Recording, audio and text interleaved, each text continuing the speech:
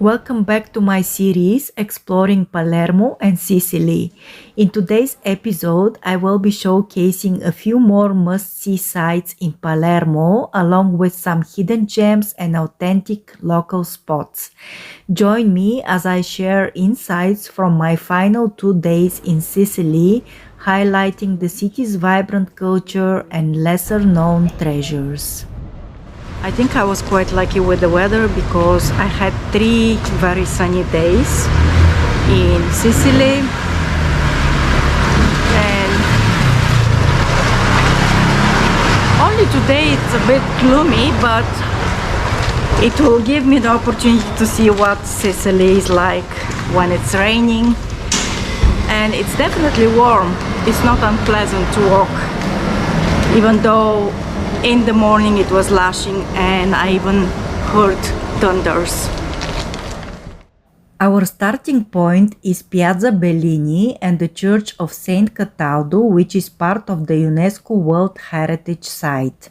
Built around 1154 by Maio of Bari, it's a prime example of Arab Norman architecture with a very prominent Arab influence. Similar styles can be seen in Monreale, Palermo Cathedral, and Cefalù, but this church has the most striking appearance, especially with those red domes that resemble scoops of ice cream.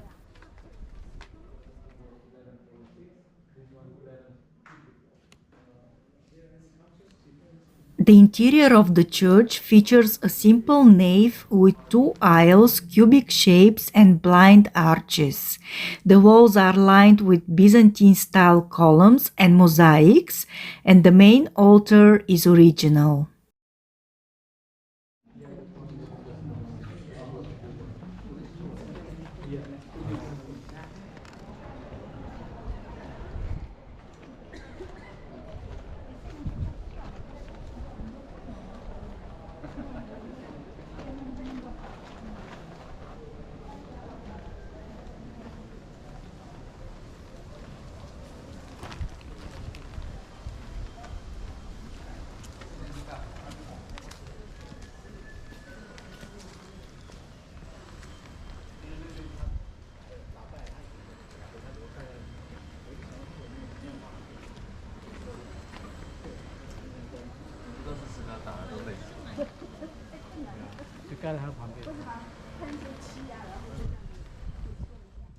Just across, you'll find the Church of Saint Mary of Pity, Chiesa di Santa Maria della Pietà. This Baroque church looks quite similar to the Church of the Gesù. Completed in 1723, it's truly stunning, although I couldn't see it in its full glory because it's currently undergoing reconstruction.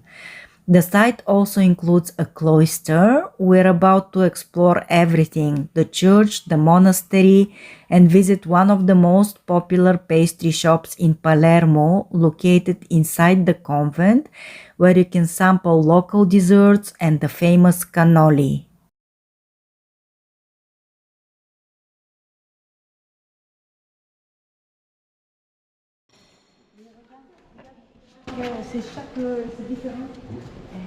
Amazing details.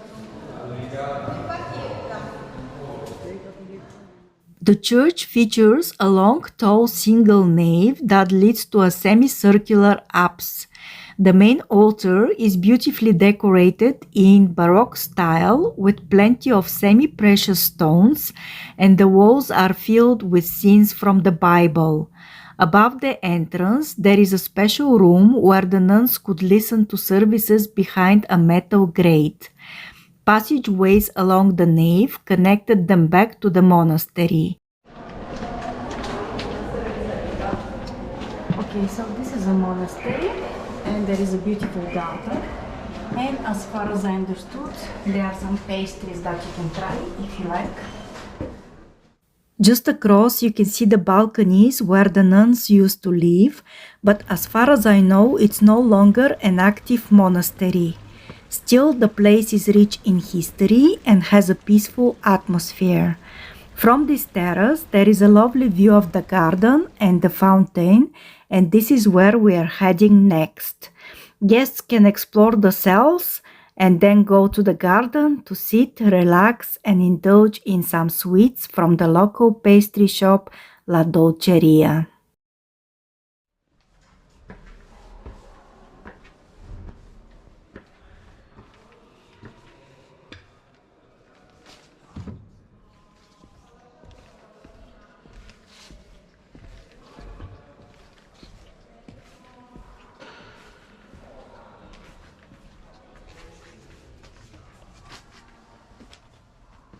This is the passage I was talking about earlier, and these are the metal grates which allowed the nuns to observe the Mass quietly without being seen.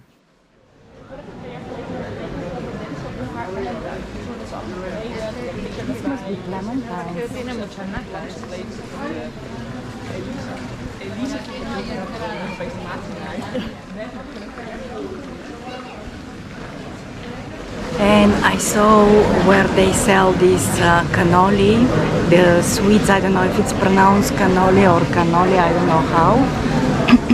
But there is a big line of people. And I mean, I like sweets, but not that much. So most probably I will not try them. I'm very specific about sweets. Anyway, I love tiramisu. I love the kind of sweets which are not too sugary. So it will be okay if I skip on that one.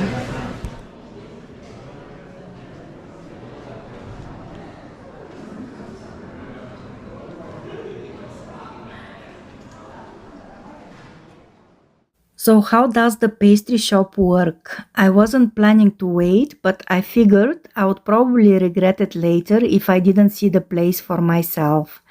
The pastries are made using the original recipes from the nuns. There is someone at the door who gives you a number, and when your number is called, you go inside and tell them which pastry you want.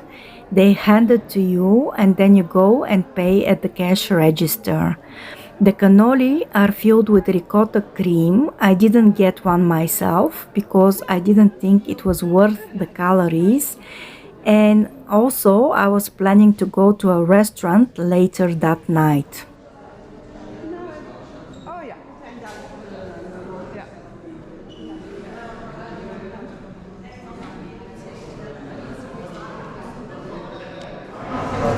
35, a small pastry from there. No.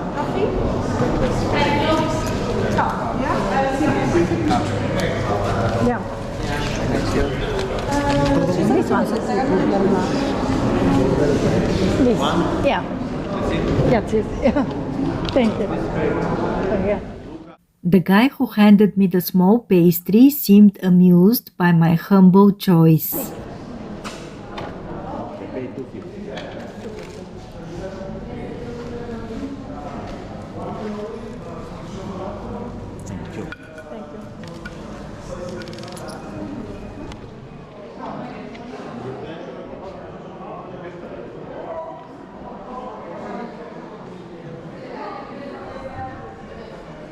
I didn't want to choose a big pastry because I will be eating a lot, and tonight I'm going to a restaurant. I'm going to be having pasta, so I prefer to have my calories with pasta.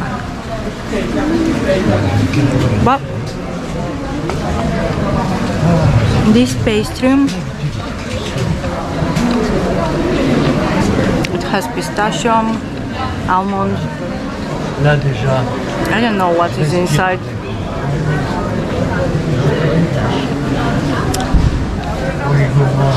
It tastes good, but I wouldn't purchase it again. This small bite of pastry was €2.50. Although it was filled with pistachios and not unpleasant in flavor, I still find it quite expensive for what it was.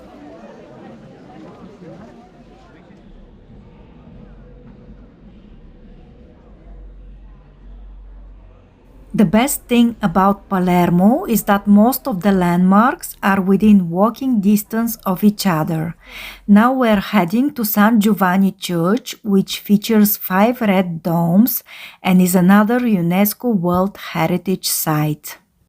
The typical thing about this church is that it has 5 red domes we saw earlier on, the one with the 3 domes, but unfortunately over here they are doing a lot of reconstruction, so the only way to see it is like this. San Giovanni was built in 1132, but the site originally had a church and monastery from way back in the 6th century, when Pope Gregory I, also known as Pope Gregory the Great, was in charge. He was a very important figure and made a lot of changes in the church back then. In the 7th century, Pope Agathon, who was associated with the monastery, also played a part in its history. Then, after the Arab conquest, the monastery probably closed down, got destroyed, or turned into a mosque. When the Normans came around 1136, Roger II of Sicily fixed it up and gave it to Benedictine monks from St. William of Vercelli.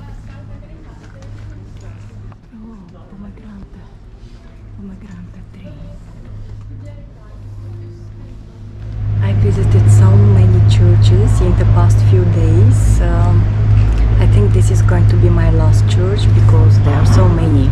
I mean, I can't visit every single church. I'll have to come back. So now let's go to a different place. Let's go to the port of Palermo.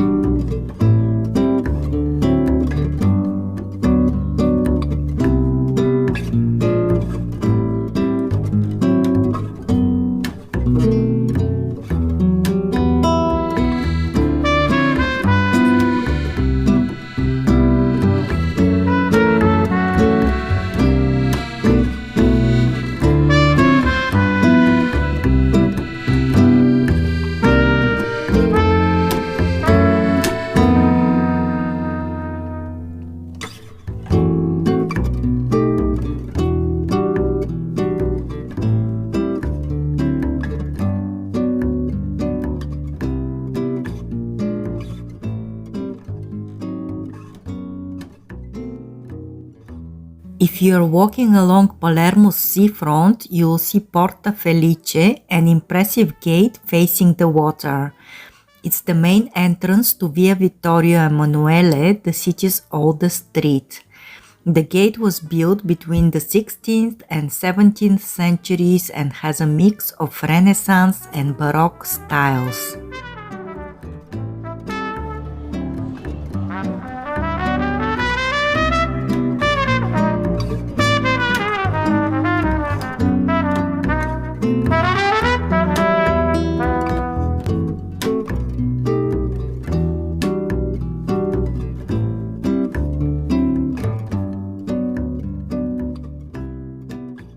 On the way to here I saw a few restaurants and coffee shops. I suppose this is like a local area for the locals to have a coffee or food. You should also check out Piazza Marina, an area in town which is more local and relaxed. The streets are beautiful and it's a pleasant place to walk around. If you go, don't miss the garden. Make sure to step inside and see the ficus that is around 150 years old. It's a hidden gem and it's one of the oldest and biggest trees in Europe.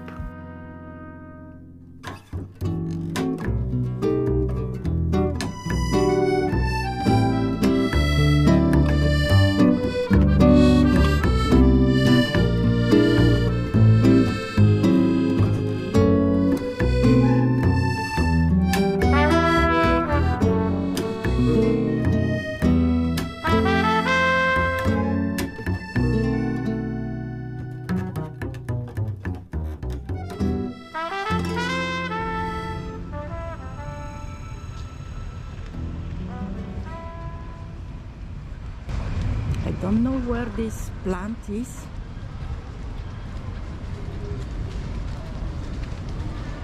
Come on, come on, come on. Or it's probably this one over there.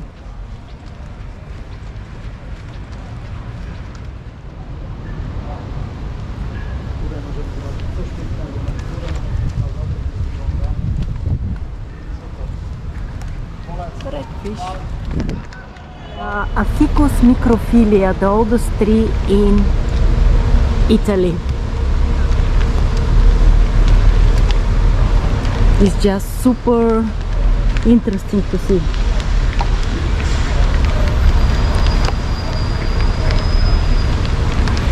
Why it doesn't say anywhere when it was planted? I read on internet 1800s.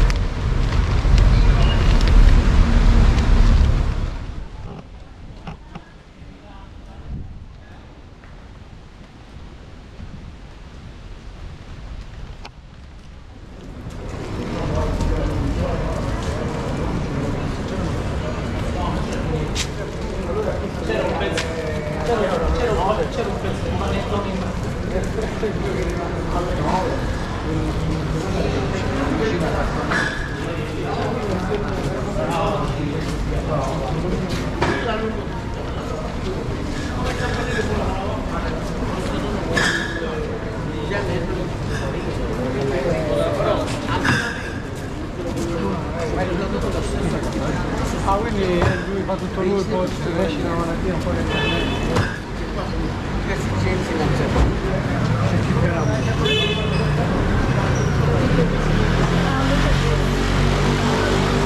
They drive and they don't care about the pedestrians.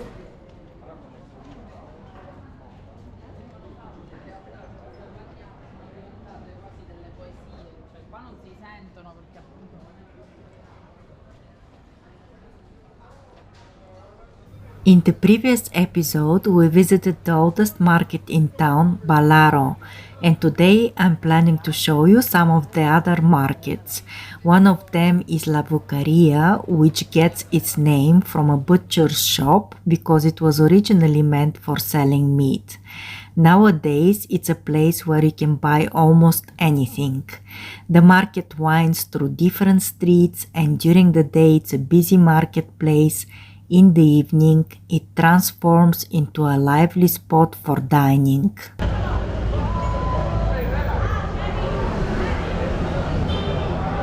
this is La Vucciria, another market in Palermo.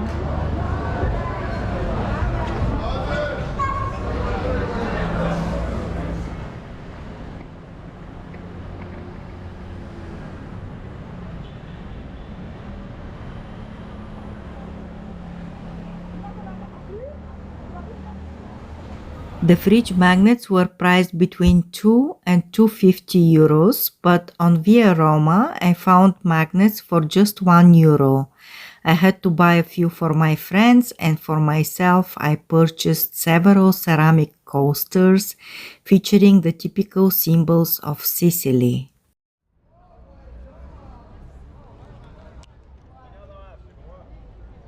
One last glimpse of Teatro Massimo, and we are now heading towards another historic market, Mercato del Capo. This was my favorite market because it offers a wide variety of fruits. However, it's a bit more touristy compared to La Vucciria. Mercato del Capo dates to Arab times and was originally intended to be a market for meat. Today it mainly caters to tourists, featuring a large selection of souvenirs. The local delicacies are packaged in vacuum-sealed portions, making them convenient for travel.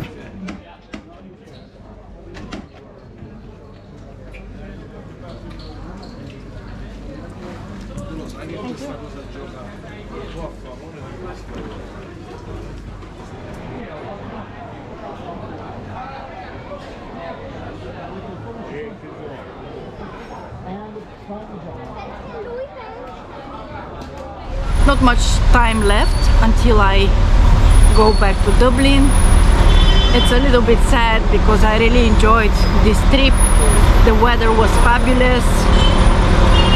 Even today with the rain, I was able to see quite a few landmarks, and I'm glad for the good time that I had in this vibrant city.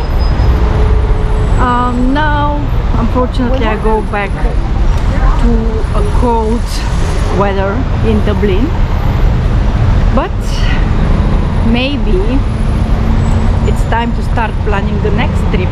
What do you think?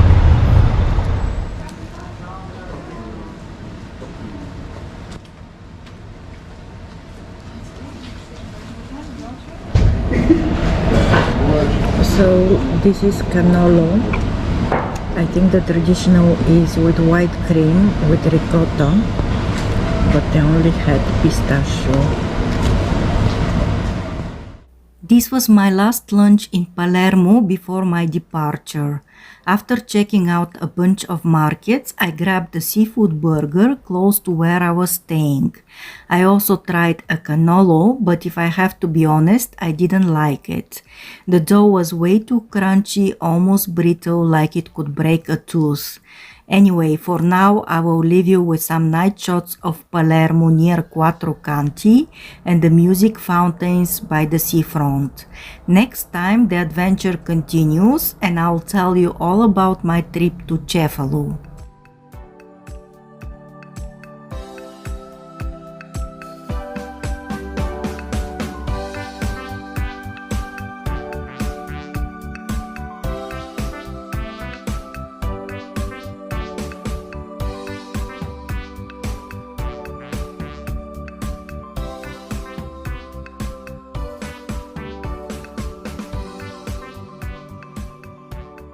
Grazie a tutti, grazie mille.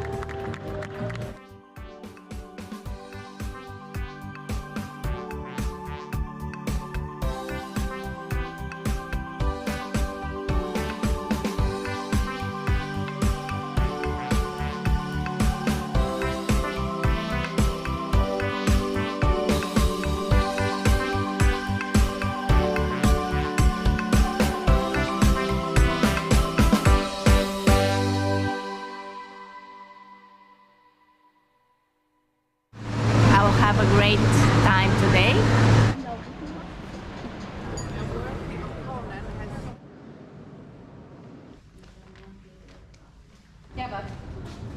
I'm going to do something which I promised myself.